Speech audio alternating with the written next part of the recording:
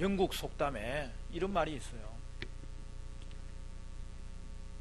하루를 행복하게 지내려면 이발을 하고, 한 주일을 행복하게 지내려면 결혼을 하고, 한 달을 행복하게 지내려면 말을 사고, 한 해 동안 행복해지려면 새 집을 짓고, 평생을 행복하게 지내려면 정직하게 살아야 된다. 그런데 여러분, 정직하게 되는 비결이 어디 있습니까? 그것은 하나님 앞에서 자신의 죄인됨을 고백하고 하나님 앞에 정직할 때에 가능한 것이죠. 그러므로 예수를 믿는 것은 영생을 얻는 것이고 여러분의 평생이 행복해지는 비결인 것입니다. 사도 바울은 처음에 예수님을 거부하고 예수 믿는 사람을 핍박하던 사람이었어요. 그러던 그가 예수 믿는 사람을 잡아 가두기 위해서 대제사장에게서 공문을 받고 다메섹으로 가는 그 도상에서 예수님을 만났어요. 그날 이후로 사도 바울의 생애는 송두리째 변화됩니다. 박해자 바울이 예수님의 증인이 되었고 전도자 바울이 된 것이죠. 그 후에 그의 인생을 한마디로 표현하라면 복음과 함께 고난받는 삶이었습니다. 그러나 바울은 그렇게 살았음으로 인하여 가장 가치 있는 인생을 살았고 그 시대에 가장 영향력 있는 인생을 살게 되었던 것입니다. 오늘 본문을 보면 유대인들의 박해로 말미암아 사도 바울이 성전에서 붙잡힌 것을 볼 수 있어요.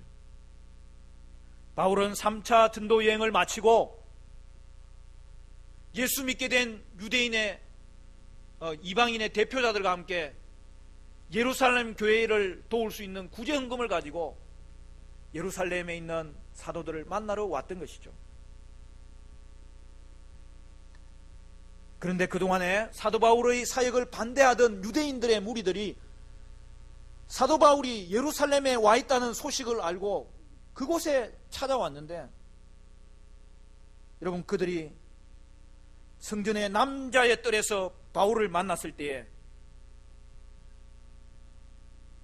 사도 바울이 이방인들을 성전에 데려갔다고 소동을 일으켜서 그를 체포한 거예요. 그러나 바울은 이방인들을 이방인의 뜰에 데려갔을 뿐입니다. 유대인 중에 어떤 사람이 사도 바울이 이방인과 함께 시내에 있는 것을 보았다고 한 그 이야기를 그들은 사도 바울이 이방인들을 남자의 뜰에 데리고 갔다는 것으로 생각하고 그를 붙잡았던 것이죠. 여러분, 당시에 성전에는 성전 제사를 드리는 그런 성전 뜰이 있었고, 이제 그 다음에 그 성전 제사를 준비하는 그 레위인의 뜰이 있었어요. 오늘날도 성지 수례를 가보면 그렇게 되어 있다고 하는데 이제 그게 복원된 거죠. 그 레위인의 뜰 다음에는 남자의 뜰이 있어요. 그리고 그 뒤로는 여인들의 뜰이 있고요. 그리고 맨 마지막에는 이방인들의 뜰을 마련해 놓았던 것입니다. 성전에는 경고문이 붙어 있었는데 이방인들은 성전에 들어갈 때 죽임을 면하지 못하리라, 그렇게 경고문이 붙어 있어서 로마 당국도 로마 시민일지라도 혹시 그런 일을 범하면 그것은 성전 관계자들에게 맡겼던 것을 볼 수 있을 정도로, 사실 성전에 이방인들이 들어가는 것은 굉장히 심각한 일이었던 것입니다. 그러나 바울의 경우는 거짓 증언에 의해서 소동을 일으켜서 사도 바울을 잡았던 것입니다. 소요의 소식이 그 당시에 예루살렘과 성전의 치안을 담당하고 있던 로마의 천부장에게 알려졌고 그 천부장은 군대를 급하게 보냅니다. 아니나 다를까 천부장이 군대를 이끌고 와보니까 사도 바울이 구타를 당하여 엄청난 해함을 당하고 있을 때 그것을 진압하여 진정시킨 것입니다. 천부장이 진상을 파악하려고 했을 때 유대인들이 또다시 소동을 일으킴으로 말미암아서 결국 천부장은 사도 바울을 두 쇠사슬에 묶어서 군대 진영으로 데리고 간 거예요. 두 쇠사슬에 묶였단 말은 손을 쇠사슬로 묶은 거예요. 발은 걸어갈 수 있을 정도만 늘어뜨려서 발을 쇠사슬로 묶은 거예요. 사도 바울은 죄인의 신분이 되어서 끌려가는데 또다시 사람들이 그에게 달려들면서 성전을 지나 군대 진영으로 들어가는 그 바울을 데려가는 군대에 무리들이 다시 엉키게 된 거예요. 우리 35절 36절에 그 내용이 나오죠. 우리 같이 한번 읽어볼까요? 35절 36절 말씀입니다. 다 같이 시작. 바울이 청대에 이를 때에 무리의 폭행으로 말미암아 군사들에게 들려가니 이는 백성의 무리가 그를 없이 하자고 외치며 따라 가밀러라. 이게 뭐라고 되어 있습니까? 진영으로 가는 도중에 유대인들은 바울을 제거하라는 요구와 함께 그에게 또다시 달려들었는데 여러분 사도 바울은 해를 당하여서 바닥에 쓰러졌던 거예요. 그는 들것에 실려서 군사들에 의해서 실려가게 된 것입니다. 천부장은 바울을 데려가면서 이것이 어떻게 하다가 된 일이냐 바울에게 물었을 때에 천부장은 바울에 대해서 놀라운 정보를 듣게 됩니다. 37절부터 그 내용이 나오죠. 37절에 보면 바울을 데리고 영내로 들어가려 할 그때에 바울이 천부장에게 이르되 내가 당신에게 말할 수 있느냐 이르되 내가 헬라 말을 아느냐 그러면 내가 이전에 소유를 일으켜 자객 4,000명을 거느리고 광야로 가던 애굽인이 아니냐. 바울이 헬라 말로 답변을 하는 거예요. 내가 당신에게 좀 더 답변할 수 있느냐. 그렇게 헬라말로 말했을 때 사도 바울은 천부장은 바울이 로마인인 것을 그제서야 알고 깜짝 놀라게 된 것이죠. 우리가 여기서 한 가지 살펴봐야 될 내용이 있습니다. 사도 바울은 왜 천부장을 만났을 때 처음부터 자신이 로마 시민이라는 것을 알리지 않았을까요? 그렇게 했다면 그는 쇠사슬에 묶여서 끌려가는 일도 없었을 것이고 그렇게 끌려가다가 해함을 당하여서 쓰러지는 일도 없었을 것인데 그는 왜 그렇게 했던 것입니까? 여러분 그 이유가 이어지는 사도 바울의 말에서 우리가 알 수 있게 되는 것입니다. 39절 40절 우리는 같이 한번 읽어볼까요? 다 같이 시작. 바울이 이르되 나는 유대인이라 소읍이 아닌 길리기아 다소시의 시민이니 청컨대 백성에게 말하기를 허락하라 하니 천부장이 허락하거늘 바울이 청대 위에 서서 백성에게 손짓하여 매우 조용히 한 후에 히브리 말로 말하니라. 여러분 이 장면이 상상이 갑니까? 바울은 천부장에게 허락을 받아서 성전에서 청대에 올라서 유대인의 무리들을 향하여 복음을 전한 거예요. 결국 바울이 처음부터 자신의 신분을 밝히지 않은 이유는 천부장의 보호를 받는 가운데 이렇게 성전에서 유대인들에게 복음 전할 기회를 얻기 위해서 그렇게 했다는 사실이죠. 여러분 당시 예루살렘 교회는 핍박을 받아서 지방으로 다 흩어졌습니다. 책임자들만 그 예루살렘 교회를 대표하는 몇 사도들만 그곳에 남아 있었고 이제는 더 이상 예루살렘의 복음을 전할 수 있는 길이 없었습니다. 그러나 사도 바울은 자기에게 고난이 닥쳤을 때에 천부장이 자기를 도와줄 수 있는 그 상황임에도 불구하고 그는 내가 성전에서 복음 전할 수 있는 기회가 되지 않을까 그 생각을 했던 것이고, 아니나 다를까 성전 밖에 끌려갔던 사도 바울은 로마의 천부장에 의해서 진압된 이후에 그 성전 안에 군사시설이 있었는데 거기에 천부장이 그를 데리고 들어갔을 때 그를 따르며 그를 또다시 해하는 그 상황 가운데서도 이제는 성전 안에서 그 많은 무리들 앞에 그는 복음을 전할 수 있는 기회를 얻게 되었던 것이죠. 사도 바울은 죄수로 매인 처지였지만 보호를 받으면서 성전에서 공식적으로 또다시 복음 전할 기회를 그가 갖게 되었다는 사실을 우리는 오늘 본문을 통하여 확인할 수 있게 되는 것입니다. 사도 바울은 고난과 죽음의 위험을 무릅쓰고서라도 복음 전할 기회를 얻기 위해서 그는 이 모든 일을 감수하기를 다짐했던 것이죠. 사도행전에는 오늘 본문부터 이후에 나오는 모든 내용이 사실은 사도 바울의 재판받는 과정입니다. 사도 바울은 이어지는 재판 가운데서 5번 재판에서 증언을 하는데, 그런데 그 증언은 바로 예수님을 증거하는 내용이었다는 사실이죠. 22장부터 첫 번째 그의 변론이 시작됩니다.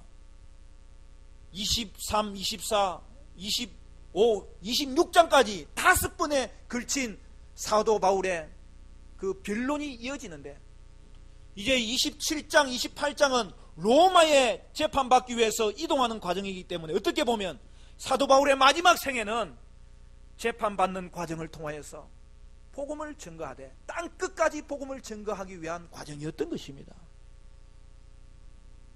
그런데 재판이라는 것은 그가 감옥에 갇혀서 감옥 생활을 하는 중에 받는 과정이었기 때문에 그에게는 힘들고 어려운 과정이었지만 그는 그럼에도 불구하고 감옥에 갇히는 것을 조금도 절망하지 아니하고 오직 복음 전하는 그 일을 위해서 복음과 함께 고난받는 삶을 그의 마지막 생애에 보여주었던 것이죠.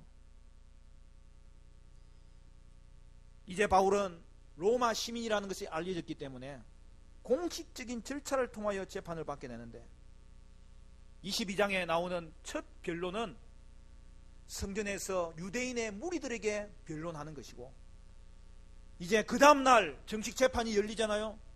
그것은 대제사장과 사대들인 공회가 모인 자리에서 천부장이 그를 재판받도록 인도하는 것이죠. 여러분, 그것을 생각할 때 뭐가 떠오릅니까? 우리 예수님께서 그의 마지막 생애를 지내면서 붙잡힌 바 되고 대제사장과 사내들인 공회 앞에서 그가 증언하는 모든 일이 생각나는 것이죠. 사도 바울의 생애는 바로 예수님의 길을 걸어간 것이고 그의 삶은 오직 예수님을 따랐던 삶인 것을 오늘 사도 바울의 생애의 마지막 부분이 더 선명하게 보여주고 있는 것이죠. 그 후에 사도 바울은 총독 벨릭스에게 재판을 받고 총독 베스도에게 재판을 받고 그리고 아그리빠 왕에게 재판을 받게 됩니다. 성전에서 2번의 변론이 있었는 이후에 신변의 안전을 위해서 총독이 머물고 있었던 가이사랴에 사도 바울을 후송하게 되는데, 그는 가이사랴 감옥에 갇혀서 총독에게 재판을 받습니다.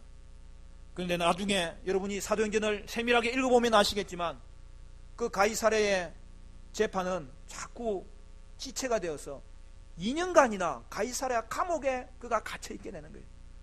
여러분, 그가 가이사랴에 후송될 때에 가이사랴 감옥에 그렇게 오랜 기간 동안 갇혀 있으리라고 생각한 사람은 아무도 없었어요. 바울도 그렇게 생각하지 못하고, 바울을 따르는 교회들도 그렇게 생각하지 못하고, 유대인 자신들도 그렇게 생각하지 못했어요.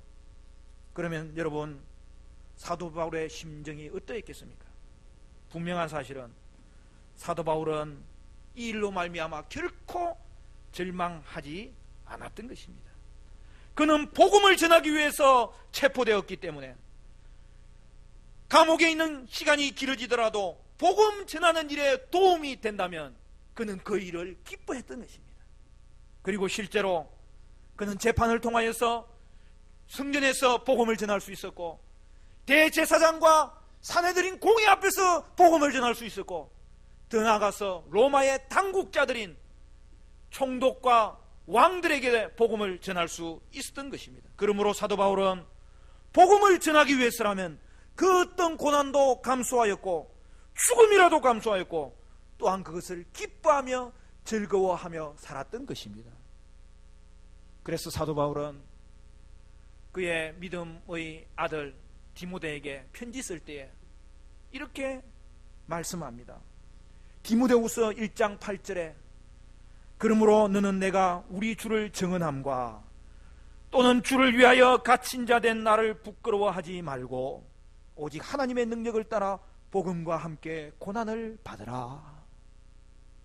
사랑하는 성도 여러분, 주를 위하여 갇힌 것을 부끄러워하지 말라는 것은, 주를 위하여 갇힌 것은 자랑스러운 일이라고 여기라고 권면하고 있는 것이고, 그러므로 디모데에게도 복음과 함께 고난받는 삶을 살 것을 권면하고 있었던 것이죠. 사랑하는 성도 여러분, 이것이 바로 성도의 삶입니다. 성도에게 복음을 위해서 고난받는 것은 결코 피해야 될 일이 아니라 자랑스러운 일이고, 주를 증언함은 부끄러운 일이 아니라 자랑스러운 일이고, 오늘 우리에게 어떤 형편에 있든지 간에 복음에 관한 고난은 자랑스러운 일로 여기라고 말씀하고 있는 것이죠. 사랑하는 성도 여러분, 여러분도 복음으로 인하여 받는 고난이 있으면 피하지 아니하고 자랑스럽게 여기고 복음과 함께 고난받는 삶이 저와 여러분의 삶 될 수 있기를 주님의 이름으로 축원합니다. 그러나 성도의 고난은 여러분 언제나 고난으로 끝나지 않아요. 고난에는 하나님의 놀라운 뜻이 담겨져 있어요. 특별히 어떤 뜻이 담겨져 있느냐? 고난을 통하여, 그리고 여러분을 통하여 하나님의 영광이 반드시 드러나도록 저와 여러분의 삶을 인도하여 주시는 것입니다. 고난 가운데 하나님은 여러분과 함께 하십니다. 고난받는 삶에는 두 가지 종류가 있어요. 하나는 자기 잘못으로 고난을 받을 수도 있어요. 또 하나는 우리 그리스도인들이 추구해야 될 삶, 복음을 위해서 고난 받는 삶이 있을 수가 있어요. 근래에 언론에서 대두된 대로 미투 운동이 벌어져가지고 그동안에 약한 여자들에게 자신의 권력을 이용해서 성희롱하고 성추행하고 성폭행 당한 일이 다 드러나고 있어요. 특별히 그런 일을 당한 여인들이 고백하고 나서는 그 용기는 참으로 가상합니다. 이에 연루된 사람들이 자신의 잘못을 인정하고 사죄하는 일들이 일어나고 있습니다. 그런데 어떤 사람은 잘못을 인정하면서도 자신이 이 일로 인하여 얼마나 힘든지를 그렇게 말하고 다니는데 그로 인하여 얼마나 큰 핀잔을 당하고 있는지 모릅니다. 빈축을 상하고 있어요. 여러분, 그러면 피해자가 그러면 미안해해야 되는 겁니까? 아닙니다. 가해자가 부끄러워하고 가해자가 미안해해야 될 일을 오늘 이 시대까지 우리 민족은, 우리 사회는 피해자가 힘들어하고 피해자가 미안해하는 그러한 일을 강요받고 있었던 것이죠. 사죄를 구하는 것은 철저하게 오직 피해당한 그 사람에게 초점을 맞추고 그것에 대해서 사죄하고 그 일에 대해서만 고백해야 되는 거예요. 자신이 힘든 것은 잘못을 한 자신의 책임을 지고 자신 스스로 감당해야 되는 몫이죠. 사랑하는 성도 여러분, 그러나 성도의 고난은 그래서는 안 될 것입니다. 성도의 삶은 자신의 잘못이 아니라 복음 때문에 고난받고 그 고난을 감수해서라도 복음 전하기 위해서 하나님 앞에 그의 삶을 열심히 달려가는 그런 삶이 되어야 될 것을 성경이 말씀하고 있습니다.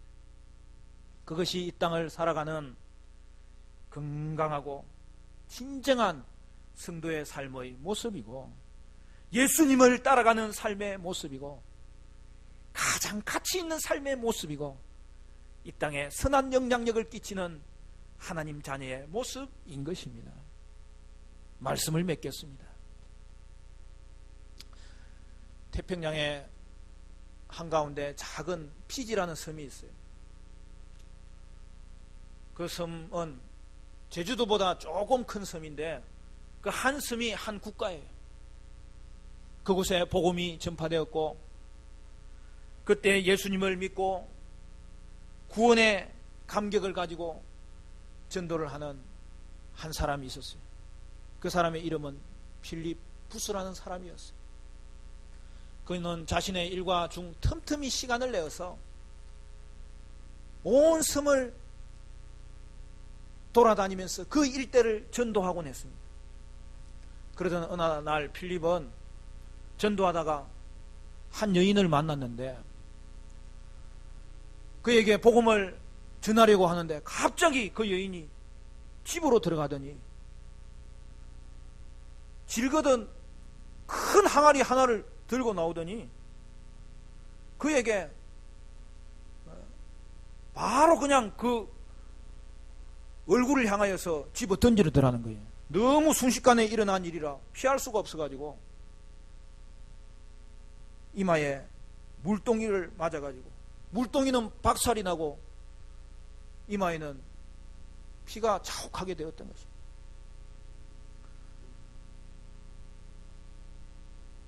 전도도 제대로 해보지 못하고 모르는 여자에게 낭패를 당하고 보니까 얼마나 창피한지, 그것도 자신의 위신을 생각하니까 또 전도하러 나왔다가 뭐 싸울 수도 없고 그는 수치심과 아픈 이마를 부여잡고 참으면서 집으로 돌아왔던 것입니다. 필립의 집에는 칼 한 자루를 거꾸로 매달아 놓은 그 벽이 있어요. 그는 예수를 믿고 회개한 후에 그 칼을 보면서 늘 자신을 되돌아보고 그 밑에서 기도하며 말씀을 읽는 그런 습관이 들어있었어요. 그날도 그는 그 칼이 보이는 곳에 가서 그 칼을 쳐다보는데 순간 이런 생각이 스쳐가는 것입니다. 야, 이 녀석아, 머리 좀 깨졌다고 그렇게 힘들어하느냐?